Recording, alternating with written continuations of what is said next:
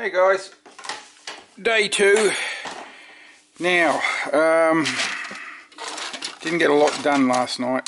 Had other things on my mind.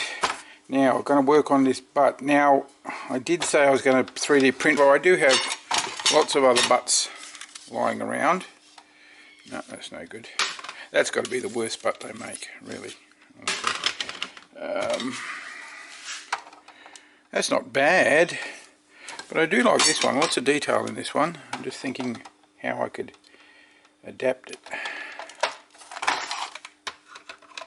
It's not like that would have to come off, which means losing an anchor point. But I've got one there. I'll do it like that and just 3D print a little box to go over it. Wondering how that would go. Oh, yeah, that actually might work. But I could just simply 3D print something that looks like that fits on there perfectly, because I've already got a piece that fits in there with all these recesses, so I could just bring it out an inch and go down like that. So something like that, which is what I might do. I'll just take that inside and use it as a rough guide for size. Yeah, it looks pretty good. I like the curve. Okay, so we'll do that. I'll 3D print one. Now, oh yes, getting the actuator. That's what today is all about. So let me get this open and I'll get back to you.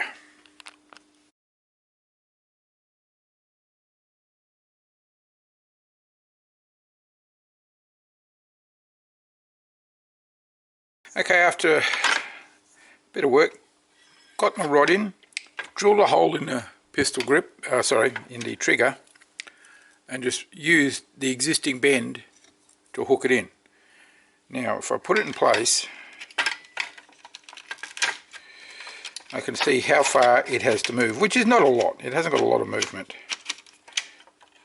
From there to there, which using my U-Butte little ruler tells me that gap is about 22-23 mil. So, what I've got to get is this actuator from here to here. And I want to do that with as least bends as possible. So, if I bend it there, so it comes up like this. In fact, I'll use a thicker texture so you can see what I'm talking about. Oh, there we go. So, first bend there, comes up at an angle. No need to do right angles. 45 degrees fine. Then, probably right up here, I'll have to cut a bit of this little thing off, the barrel support, so I've got to not take too much of it. Straight through here where I was going to before, probably have to take a little bit of this off. Straight along here, under the mag, it'll clear the mag because the mag sits on these, so not a problem. And straight down under that to come up just here. And then I'll cut a bit of this grey out, like so. So all that in that, I'll just colour it in, I'll get cut out so the thing can just move back and forward. So what I'm doing is I'm only putting 2 bends in, and that's a good thing, guaranteed. So I'll just mark where my first bend's going to go, and I'm guessing it's roughly 45, but it's just, you know, a matter of trial and error. So I'll get on with that, be right back. Right, first bend. See how it goes. Fit that right in there. Make sure this is seated properly, because if you judge things when this is not seated properly, you're just going to have a pain in the ass. Okay, alright. Well, straight away I can see I've got another issue, which is this has got to go down into that hole. So this bend needs to go up a bit more, probably another 10 degrees, and then also slope down towards that, almost to the touching the bottom of that, which means the corner will be probably further on. So before I do that, I'm just going to bend this up another 10. So I need to bend this 10 degrees more up, so I'll put it in, I'll put it this way so you can see. So it's in the vise like so. camera's moving.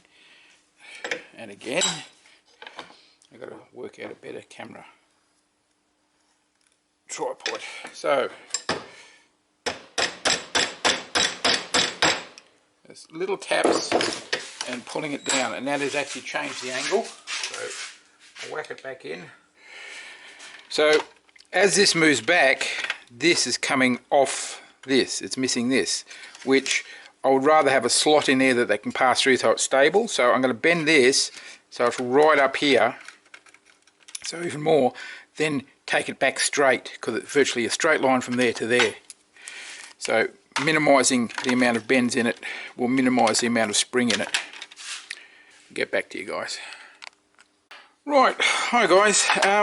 You may notice a change in the ambient light. That's because it's night time. I had to stop in the middle of everything and go and do some house prep in case this fire blew our way, but luckily it seems to have died down. So my real clever plan of putting a wire up here and going under the motors and everything didn't work, because I just can't get it under the motors. There's no clearance. I still got to do some work there, but run it across here and works reasonably smoothly. However, doing another bend finally stressed the metal too much and I snapped it. So not an issue. I've got enough there. I've got plenty more. I'm going to straighten this out, work it from this end, see where it needs to be, because it's got to push that a long way to get around into the wheels. So like that. So basically I just got to work out, weld those two together, which won't be a big problem. The only issue will be welding them together without melting the plastic, because I can't weld it in there, and then I've got to mount it, but that should be relatively easy of taking that out first, putting that in, putting this on top. So it's not going to be a great problem. And as you can see, that moves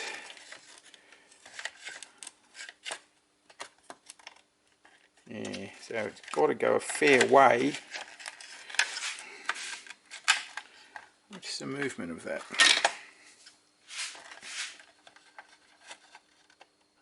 It's actually about 30 mil. So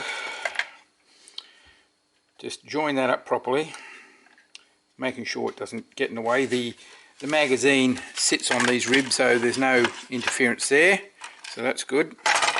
No interference there, that's fine. So as it's incredibly late at the moment, it's something like 11 PM, I am going to stop and go and relax. Okay, so all I have to do tomorrow is weld that up, making sure, you know, everything works in it. It goes its full travel, so I'm getting darts pushed into the flywheels tomorrow. See you later.